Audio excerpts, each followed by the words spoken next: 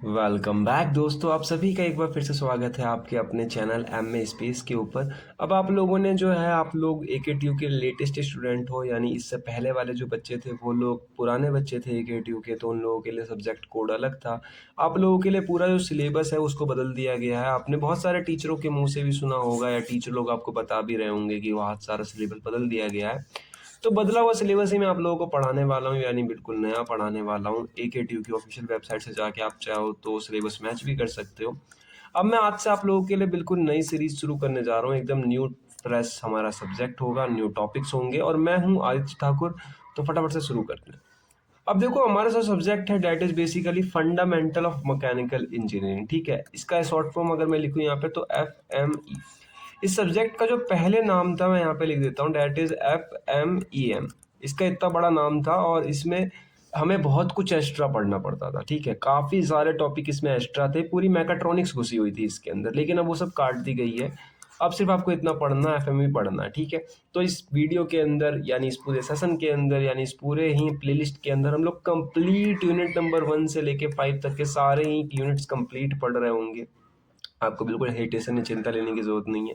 हमारा जो latest subject code है that is AME first semester के लिए, अगर आप फर्स्ट में हो तो, और AME 201 हमारा सेकंड सेमेस्टर के लिए, अगर आप ये सब्जेक्ट सेकंड सेमेस्टर में पढ़ रहे हो तो। अब बेसिकली ये ना ब्रांच स्पेसिफिक कर दिया गया है।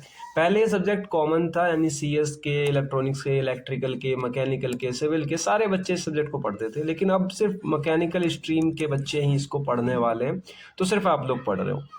ये चैनल मैकेनिकल के लिए बहुत ज़्यादा हेल्पफुल है आप लोगों के। अगर पहली बार चैनल देख रहे हो, सब्सक्राइब कर लो, आप लोगों को बहुत हेल्प मिलने वाली है इस चैनल से इन फ्यूचर। ठीक है, अब देखो यहाँ पे जो मैकेनिकल है, फंडामेंटल ऑफ मैकेनिकल इंजीनियरिंग, अगर आप AKTU की ऑफिशियल वेबसाइट पे जाते हो और 2022, 26 टू 27 की अगर आप लोग खोलते हो सिलेबस का बिल्कुल ढांचा, तो आप लोगों को वहाँ पर जाके दिखने वाला है कि किस तरीके से जो हमारा FMEM AKTU, देखो मैं साइट पे गया हूँ, यहाँ पे हमारा सब्जेक्ट मैंने चूज कर रखा है FMEM। ठीक है, FMEM का ये सब्जेक्ट कोड हो जाता है आप लोगों का। तो यहाँ पर आप लोगों का जो सब्जेक्ट है ना, वो काफ़ी अच्छे तरीके से कर दिया गया। पहले बहुत बेकार तरीके से खुलता था, साइट पे मैंने पढ़ाई करी है, तो बहुत बेकार तरीके से होता। तो इंटरफेस भी सुधार दिया है इसका, काफ़ी कुछ चेंज कर दिया गया। ठीक है, न्यू एजुकेशन पॉलिसी और काफ़ी कुछ चेंज होने के बाद ना साइट बहुत निखर गई है पहले के कंपेयर में। अब देखो यहाँ पर इसका ये सिलेबस है। ठीक है, मैं लिख देता हूँ सिलेबस। हालांकि हम डिटेल में बात करेंगे कितने टॉपिक हमें पढ़ने हैं, कौन सा यूनिट ज़्यादा बड़ा है, कौन सा यूनिट छोटा है, किन पे ज़्यादा फोकस देना, सब कुछ देखो यहाँ पे लिखा हुआ भी है, साइट पे भी अच्छे से लिखा हुआ है। ऐसा नहीं है कि मैं आपको खाली अपने मन से बता रहा हूँ, साइट पे लिखी हुई चीज़ें हैं, अगर आप जाके चेकआउट करोगे तो आपको दिख जाएगी। हालांकि मैंने फोटो लगा दी है अपने नोट्स में भी, ताकि आप लोगों को उधर जाना ना पड़े। एक चीज़ और है जो मैं आप लोगों को बताना चाहता हूँ, कि अक्सर जो है ना बच्चे इन्हें छोड़ देते हैं कोर्स आउटकम को। जब हमारा सब्जेक्ट खत्म हो जाएगा तो मैं आप लोगों को बताऊंगा कि कोर्स आउटकम 1, 2, 3, 4 क्या है, क्योंकि कोर्स आउटकम आपको एज ए प्रॉपर इंजीनियर बनाते हैं। ठीक है, अगर आपको एक प्रॉपर मैकेनिकल इंजीनियर बनना है तो उसके लिए आपको आउटकम पढ़ने चाहिए। मैं बताऊंगा किस तरीके से पढ़ते हैं और क्या क्या करते हैं। ठीक है, जो भी है। अब देखो यहाँ पे बात कर लेते हैं कि हमारा जो सब्जेक्ट है वो कितने टुकड़ों में डिवाइड कर। पहले बहुत सारे टुकड़े थे इसके, अब बस खाली 5 बचे हैं। ठीक है, अब इसके सिर्फ 5 टुकड़े बचे हैं। मैं बना देता हूँ फटाफट से। फर्स्ट, इसको कॉपी कर लेते हैं। अब इसके बस खाली 5 ही टुकड़े बचे हुए हैं, बाद बाकी सारे टुकड़े हटा दिए गए हैं। मतलब आपका सिलेबस खाली 5 टुकड़ों में ख़त्म हो जाता है। और सबसे बड़ी बात तो यह है कि इन 5 टुकड़ों के अंदर भी ना सिलेबस बहुत मिनिमाइज कर दिया गया है। बात समझने के लिए मैंने आपको हर सिलेबस का जो यूनिट नंबर 1 है उसी के नाम से नाम रख देता हूँ। जैसे यूनिट नंबर 1 ये हो गया, 2 ये हो गया, 3 ये हो गया, 4 ये हो गया, और एज वेल एज 5 ये हो गया।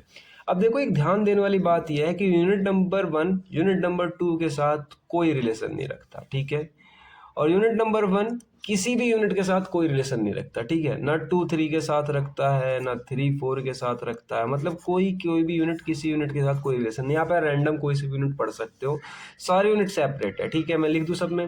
देखो, ये यूनिट भी सेपरेट है, ये यूनिट भी सेपरेट, सेपरेट, सेपरेट, सेपरेट, यानी आप कोई से भी पढ़ सकते हो। आपकी इच्छा है, आपको जोन सी पहले पढ़नी है आप पढ़ सकते हो।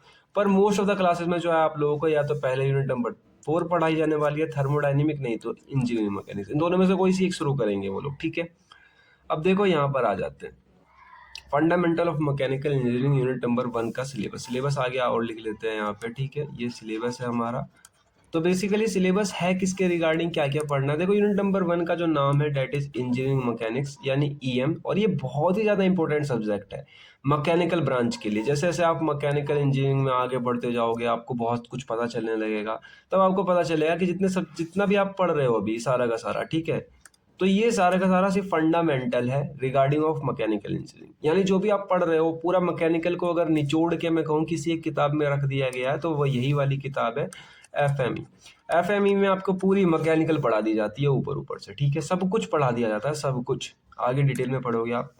अब देखो इंजीनियरिंग मैकेनिक्स में बहुत कुछ है। यूनिट नंबर 1 जो है ना ये काफी लेंथी है। लेंथी के ऊपर मैं क्या करने वाला हूँ 3 स्टार दे देता हूँ, ठीक है, जो छोटी होगी उनके ऊपर 2 स्टार दे देंगे। तो यूनिट नंबर 1 काफी लेंथी है, काफी कुछ है इसके अंदर, न्यूमेरिकल्स भी है, ठीक है। कहाँ पे लिखो, चलो यहाँ पे लिख देते हैं कि इसके अंदर भर भर के न्यूमेरिकल्स भी है, क्योंकि इनके न्यूमेरिकल्स आते हैं पेपर में। अब आता है यूनिट नंबर 2 के ऊपर। यूनिट नंबर 2 जो है हमारी बेसिकली इसके अंदर डेरिवेशंस है, ठीक है, डेरिवेशंस है। यूनिट नंबर 1 में उतने डेरिवेशन नहीं है, 2 में ज़्यादा डेरिवेशन है। और ये यूनिट जो है ना ये आप लोगों की लेंथी नहीं है, ठीक है, ये छोटी यूनिट है। यूनिट नंबर 2 उतनी लेंथी नहीं है, जल्दी खत्म हो जाएगी।